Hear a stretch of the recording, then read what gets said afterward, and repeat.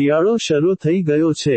ગરમ પાણીથી નહાવું ગમે છે. ઘણા લોકો ઇમર્શન રોડથી પાણી ગરમ કરતા હોય છે. શ્યામકુમારના નમસ્કાર.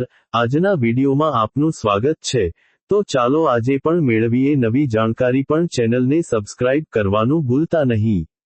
ઇમર્શન રોડ વાપરતી વખતે ધ્યાનમાં રાખવા જેવી બાબતો. સુરક્ષા ટિપ્સ.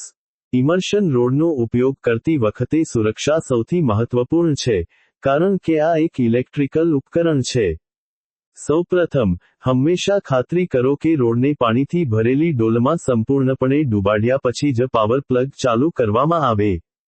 રોડ પર આપવામાં આવેલા મિનિમમ લેવલ ના નિશાન સુધી પાણી ભરેલું હોવું જોઈએ, કારણ કે પાણી વિના ચાલુ કરવાથી તે ગણતરીની સેકન્ડોમાં બળી શકે છે અને આગ લાગવાનું જોખમ પણ ઊભું થઈ શકે છે. બીજું, પાણી ગરમ કરવા માટે હંમેશા પ્લાસ્ટિકની ડોલનો ઉપયોગ કરવો જોઈએ. સ્ટીલ અથવા અન્ય ધાતુની ડોલનો ઉપયોગ કરવાથી વીજળીનો આંચકો, શોક, લાગી શકે છે, ભલેને રોડમાં નાનો કરંટ લીક થતો હોય.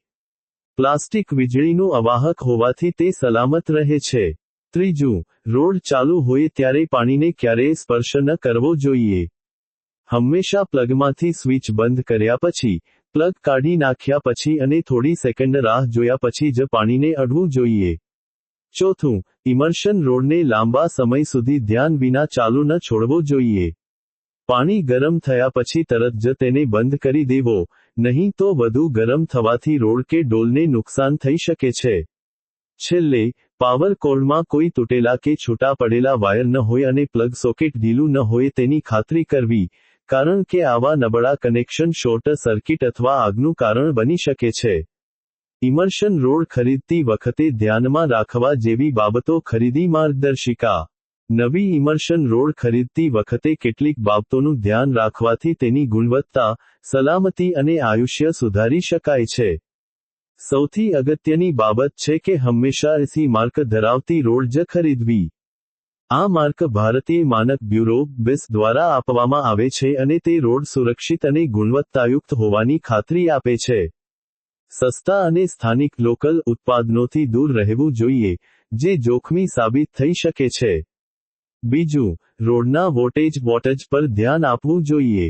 સામાન્ય રીતે 1000W થી 1500W ની રોડ ઝડપથી પાણી ગરમ કરવા માટે પૂરતી હોય છે, પરંતુ તમારા સોકેટ અને વીજળીની ક્ષમતા અનુસાર જ વોટેજની પસંદગી કરવી.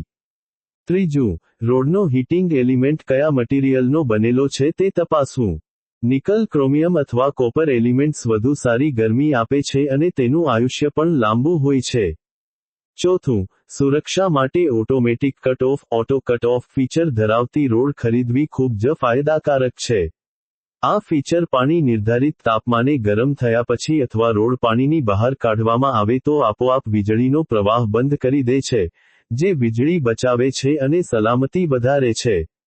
પાંચમું, રોડની સાથે આવતા પાવર કોર્ડની લંબાઈ અને ગુણવત્તા ચકાસવી.